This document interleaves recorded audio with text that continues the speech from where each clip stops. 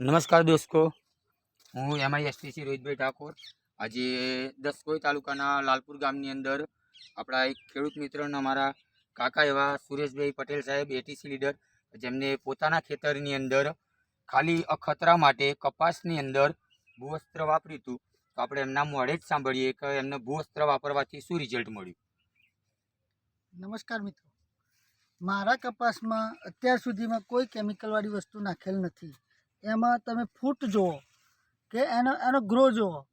મેં ખાલી હજુ તો ભૂવસ્ત્ર જ વાપરેલ છે, બરાબર. તો પણ આટલો કપાસ સારો છે કોઈ ખાતર નાખ્યા વગર. તો તમે આગળની માહિતી રોહિતભાઈ જોડે લઈ શકો છો. તો મિત્રો, ખેડૂત મિત્રોને એવું કહેવું છે કે આ તમે જોઈ શકો છો તો એક પણ ટકો કેમિકલ ખેતરની અંદર વાપર્યા વગર આજે સારામાં સારો કપાસનો ગ્રોથ તમને દેખાઈ રહ્યો.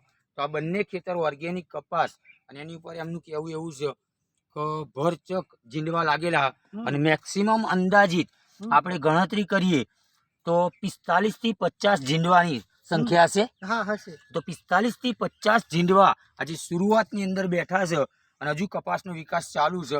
અને આવતીકાલે સવારથી એવા ગ્રોમેજિક, MI વીર અને સ્પ્રે ત્રણેય છંટકાવ કરશે.